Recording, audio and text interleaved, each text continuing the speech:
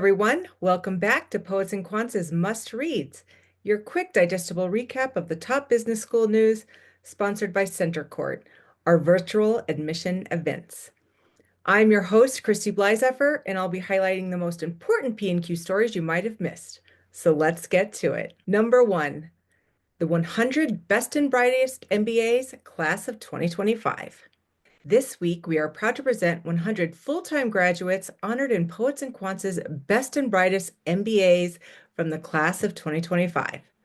Now in its 11th year, the Best and Brightest honors top graduate business students at elite MBA programs worldwide. At an uncertain time in the world, these remarkable young people would give even a cynic hope for the future. This year's list features 100 exceptional MBAs from 61 top business schools. Candidates were evaluated on their extracurricular leadership, personal excellence, and the insightfulness of their responses and recommendations. You can read about each MBA now on our homepage. Number 2, meet the woman behind one of the world's first perfect GMAT focus scores. Breaking barriers in business education takes more than just talent. It requires strategy, resilience, and the courage to lead. Julia Shackelford has all three.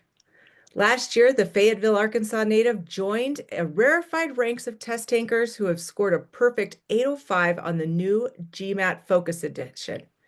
She got all 21 quantitative reasoning, 23 verbal reasoning, and 20 data insight questions correct. It's a feat few have achieved.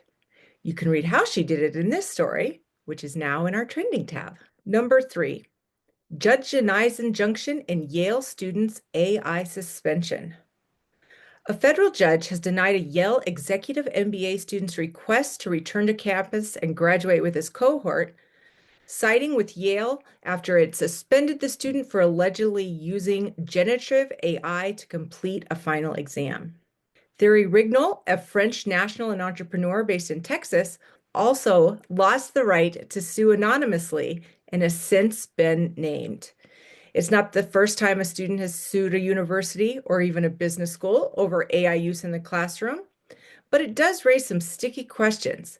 What happens when universities and business schools rush to integrate AI into their curriculums while punishing students for using the very same tools?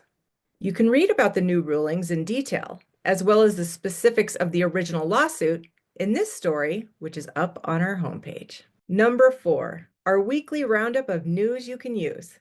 No matter where you are in your MBA journey, we bring several helpful stories to you this week. First up, Harvard, Stanford, and Wharton MBAs on how admission consultants helped them get in. In this article, which is now up on our homepage, P&Q editor John Byrne talks to the 3 top candidates on their admission process. Next, Real Talk with the MBA waitlist. In this column, North Star Admissions founder Karen Marks offers her advice for getting off that dreaded list. You can find it in our admissions hub. And finally, 5 questions to help you choose between an MBA and an MBT. This story from Purdue Daniels explains the difference between the MBA and the STEM designated Master of Business and Technology. You'll also find it in our admissions hub. And that's it for this week's Must Reads recap. I also want to alert school seekers to our events tab from our main menu.